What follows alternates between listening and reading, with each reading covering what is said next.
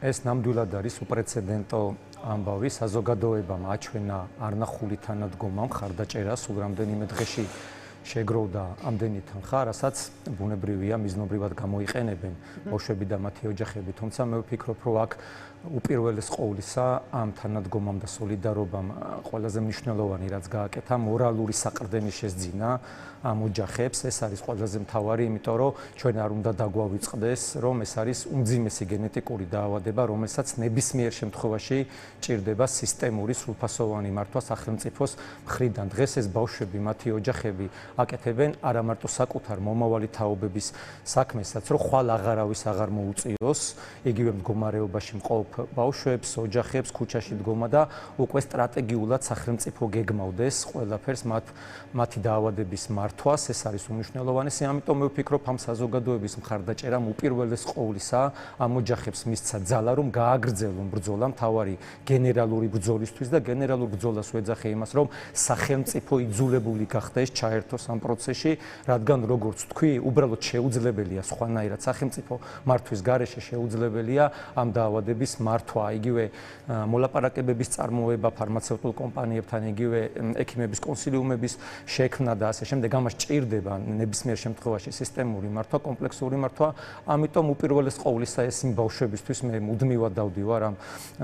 აქციაზე, რომელსაც მშობლები მართავენ მთავრობის ადმინისტრაციის წინ, ასევე მსვლელობებზე და ყოველთვის მაწუხებდა ამ ბავშვების მდგომარეობა, რომლებსაც უწევთ მოისმინონ ეს ტექსტები. მათთვის ძალიან რთულია. მესმის, რომ ისინი ჯარისკაცები არიან ამ ბრძოლაში და წინარიგებში დგანან და ძალიან ყოჩაღები და ძალიან მაგრები არიან, მაგრამ მიუხედავად ამისა, მათთვის მაინც რთულია ამ ყველაფრის მოსმენა. ამიტომ საზოგადოების ეს სოლიდარობა, მხარდაჭერა, თანადგომა უპირველეს ყოვლისა მაბედნიერებს მართლა ადამიანურადაც,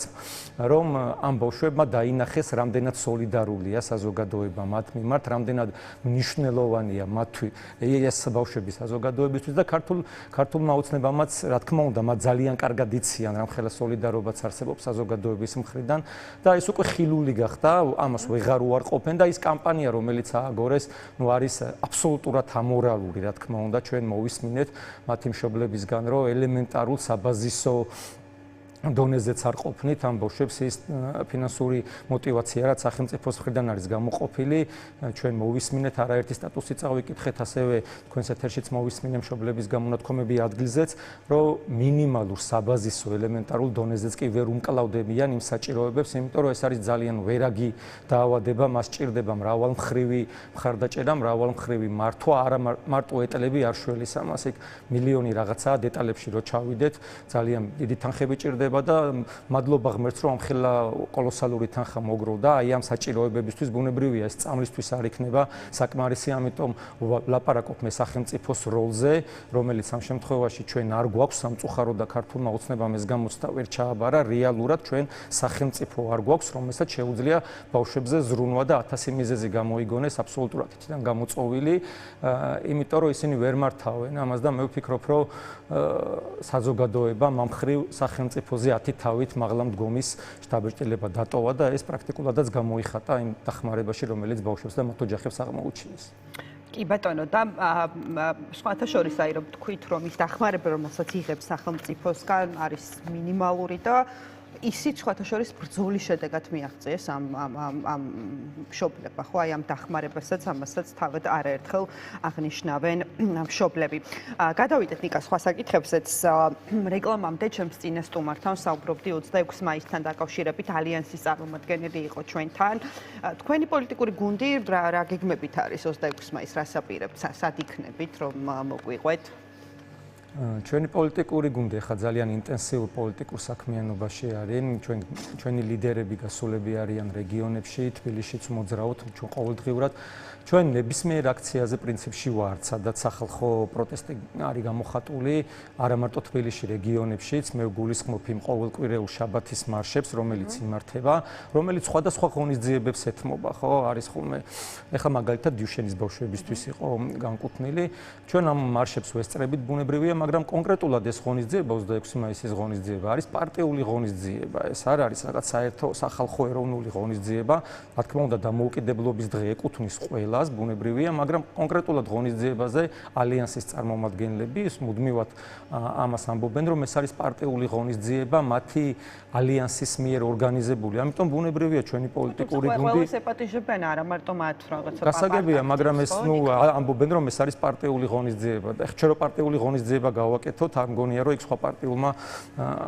ორგანიზაციებმა მიიღონ მონაწილეობა, მაგრამ სადაც სახალხო პროტესტია, სადაც სახალხო თემები ჟღერდება, სადაც ეროვნული პროტესტია, ჩვენი ყოველთვის ვარ, ჩვენი წარმომადგენლები არ არსებობს არც ერთი დღე, როცა ამ პროტესტში არ არიან, არ იღებენ მონაწილეობას. მე პირდადაც არაერთ ესეთ პროტესტში ყოფილ ვარ, კიდევ ვიქნები, მაგრამ კონკრეტულ პარტიულ ღონისძიებებს ბუნებრივია ჩვენ ვერ შევუერთდები და ქართულმა ოცნებამაც ეს არ უნდა შეაფასოს როგორც რაღაც საერთო ოპოზიციური გამოსვლა, მათ ძალიან უყვართ თავების დათვლა და აქედან გამომდინარე ვიძახით, მე დარწმუნებული ვარ, რომ ბევრი ხალხი იქნება და რა თქმა უნდა ვუსურვებ ნებისმიერ პოლიტიკურ ორგანიზაციას, პროდასავლურს, მშვიდობიანს, ვინც ქართული ოცნების ხელისუფლების შეცვლას ცდილობს მშვიდობიანი გზებით წარმატებას, მაგრამ ქართულმა ოცნებამ უნდა იცოდეს, რომ იმ ადამიანების მიღმა, ვინც 26 მაისს გამოვლენ ამ პარტიულ ღონისძიებაზე, არის 100,000-ობით სხვა ადამიანი, რომელიც სხვა მიმართულებით უყურებს პროცესს, სხვა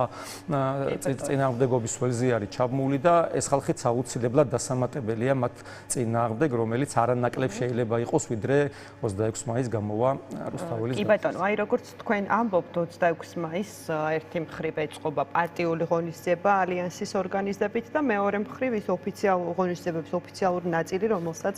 ხელისუფლება აწყობს, არც ერთზე არ მიდიხართ თქვენ? ხელისუფლების ორგანიზებულ ღონისძიებაზე ბუნებრივია ეხლა რო არ წავალთ, იმიტომ რომ ქართული ოცნების ხელისუფლებამ ეს თანხები, რომელსაც ხარჯავს და სხვათა შორის არა ტენდერებით და წინასწარ იციან, ხო, რომ ეს 26 მაისის ღონისძიება არსებობს და შეიძლება თადარიგი დაიჭირო ყოველ წელიწადს მოდის 26 მაისი საქართველოს დამოუკიდებლობის დღე, რომელზეც ბუნებრივია იმართება სახელმწიფო ღონისძიებები, მაგრამ მიუხედავად ამისა, რომ ეს ღონისძიებები წინასწარ ცნობილია, ქართული ოცნება არასოდეს არ ემზადება წინასწარ, რომ სახელმწიფო ბიუჯეტის ფული დაიხარჯოს რაციონალურად, მიზნობრივად ისინი ყოველთვის გამარტივებული შესყიდვებით ერთ-ერთთან მოლაპარაკებებით ახორციელებენ ამ ღონისძიებებს და მე ვფიქრობ, რომ საზეიმო, რა თქმა უნდა, დამოუკიდებლობის დღე უნდა აღინიშნოს, მაგრამ ის მილიონობით თანხა ეხლა ამ შემთხვევაში ყველაზე ეროვნული სახელმწიფოებრივი აღნიშვნა დამოუკიდებლობის დღის იქნებოდა, თუ სახელმწიფო დიუშენის კუნთოვანი დისტროფიის სინდრომით დაავადებულ ბავშვებს აი ამ თანხებს გადაურიცხავდა წამლების საყიდად. ეს იქნებოდა მართლა ეროვნული და სახელმწიფოებრივი საქმე და ამ შემთხვევაში ჩვენ ბუნებრივია კეთილსიტყვებს არ დავიშურებდით, იმიტომ რომ ეს მართლა ცდება პარტიულს და ყველანაირს, იმიტომ რომ ბავშვების ჯანმრთელობას და მომავალს და სიცოცხლეს ეხება, მაგრამ როგორც ხედავთ, ამას არ აკეთებენ, რაღაც საკუთარ ნაჭუჭში გამოკეტილები არიან, საუბრობენ რაღაც პოლარიზაციის დაძლევაზე, მაგრამ რეალურად არაფერს არ აკეთებენ საიმისოდ, ხო ელემენტარული კრიტიკის მიმღებლობა არ აქვთ, სოციალურ ქსელში დაიწყეს უკვე რაღაცა კრიტიკული პოსტების შემოწმება და საჯარო სივრცეში და შენ თუ გინდა რომ რაღაცა განსხვავებული აზრი მოისმინო, თუ გინდა რომ ეს პოლარიზაცია დაძლიო და მართლა რეალურად გინდა რომ რაღაც ეროვნული სახელმწიფოებრივი ნაბიჯები გადადგა და დამოუკიდებლობის აღნიშვნა იყოს საერთო ეროვნული სახალხო ზეიმი, ამ შემთხვევაში ხო არ შეიძლება რომ ერთი მხრივ ადამიანებს ყველანაირად ზღუდავდე ტროტუარზე დგომისთვის აკავებდე, ეს არ არის უტრირებული და რაღაცა ტრაფარეტული გამონათქვამი, რეალურად ტროტუარზე დგომისთვის აკავებენ ადამიანებს და რაც განსაკუთრებით არ ვიცი როგორ გამოვხატო გამაბრაზებელი და არ ვიცი მდგომარეობიდან გამოვყავარ მე პირადად მართლა იმას რომ მიდიან და სტუდენტებს აკავებენ უნივერსიტეტის წინ გოგოებს არ ვიცი ეს როგორ უნდა ჩამოირეცხონ რამდენი წელი უნდა გავიდეს რა დრო უნდა გავიდეს რომ აი სირცხვილი ქართულმა ოცნებამ ჩამოიწმინდოს და როცა ხელისუფლება აი ამ ყველაფერს აკეთებს მის ორგანიზებულ ზეიმებზე არანაირი შინაგანი მზაობა არ მაქვს მე რომ გავიდე და ბუნებრივია რომ ვერც გავდა დარწმუნებული ვარ ძალიან ბევრი ადამიანი მათ წიაღში მყოფი არაფერიც, ადმინისტრაციული რესურსიც ვერ გადის და ისინი უბრალოდ იძულებულები არიან, როგორც რაღაც ოჯახის სიწმინდის დღეზე დააორგანიზეს და გაიყვანეს პარტიული აქტივი და ადმინისტრაციული რესურსი, დარწმუნებული ვარ, ესე ძალით მოუწევთ ადამიანების გამოყვანა, იმიტომ რომ ადამიანებს ამ ქვეყანაში აღარაფერი აღარ უხარიათ, სამწუხაროდ აღარ უხარიათ, ადამიანი ბედნიერებისთვის არის გაჩენილი, ნორმალური ადამიანური ცხოვრებისთვის არის გაჩენილი და